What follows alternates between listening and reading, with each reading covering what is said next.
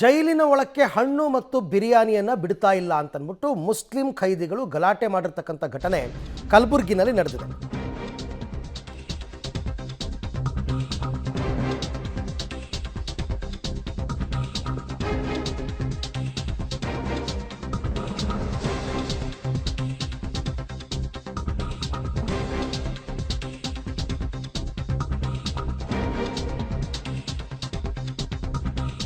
ಈಗ ರಂಜಾನ್ ನಡೀತಾ ಇದೆ, ಹಾಗಾಗಿ ನಮಗೆ ಉಪವಾಸ ಬಿಡುವಂತಹ ಸಂದರ್ಭದಲ್ಲಿ ಜೈಲಿನ ಒಳಕ್ಕೆ ನಮಗೆ ಹಣ್ಣು ಮತ್ತು ಬಿರಿಯಾನಿನ ಬಿಡಬೇಕು. ಮೊದಲೆಲ್ಲ ಪರ್ಮಿಷನ್ ಕೊಟ್ಟಿದ್ರಂತೆ, ಈ ಸರ್ತಿ ಕೊಟ್ಟಿಲ್ಲ. ಕಲಬುರಗಿ ನಗರ ಹೊರವಲಯದ ಸೆಂಟ್ರಲ್ ಜೈಲಿನಲ್ಲಿ ಅವರೆಲ್ಲ ಗಲಾಟೆ ಮಾಡಿದ್ದಾರೆ.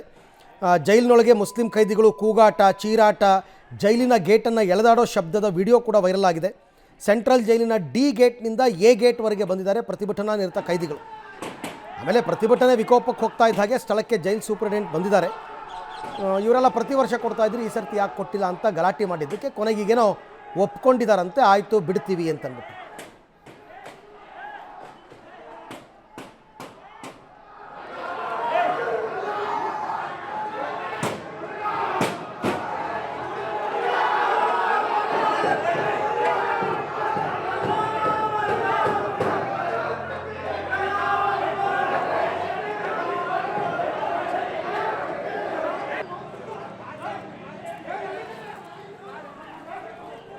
ಈ ಬಗ್ಗೆ ಮತ್ತಷ್ಟು ಮಾಹಿತಿ ನನ್ನ ಕೊಲೀಗ್ ಪ್ರವೀಣ್ ರೆಡ್ಡಿ ಅವರಿಂದ ಪಡ್ಕೊಳ್ಳೋಣ.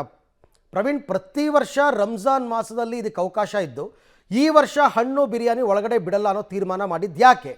ನಂತರ ಏನಾಯಿತು? ಈಗ ಅಂತಿಮವಾಗಿ ಏನು ತೀರ್ಮಾನ ತಗೊಂಡಿದ್ದಾರೆ?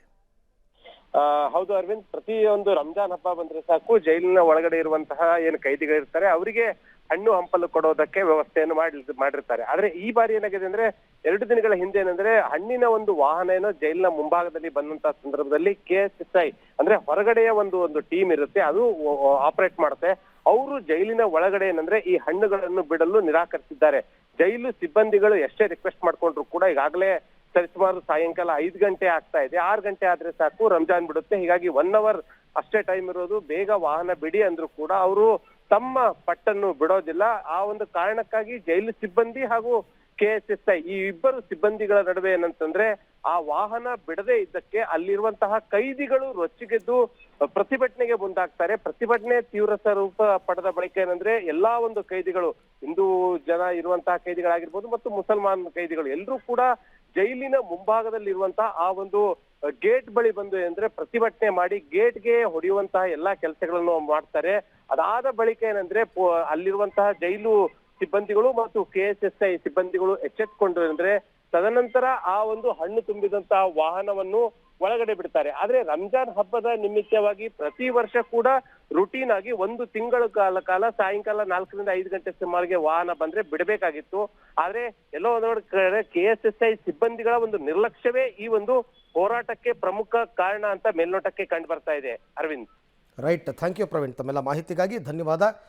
ಒಟ್ಟಾರೆ ಜೈಲಿನಲ್ಲಿರ್ತಕ್ಕಂಥ ಮುಸ್ಲಿಂ ಖೈದಿಗಳ ಗಲಾಟೆ ಈಗ ಸುಖಾಂತ್ಯವಾಗಿದೆ. ಪರ್ಮಿಷನ್ ಕೊಟ್ಟಿದ್ದಾರೆ, ಹಣ್ಣು ಹಂಪಲುಗಳನ್ನು ತಪಾಸಣೆ ಮಾಡಿ ಒಳಗೆ ಬಿಟ್ಟಿದ್ದಾರೆ.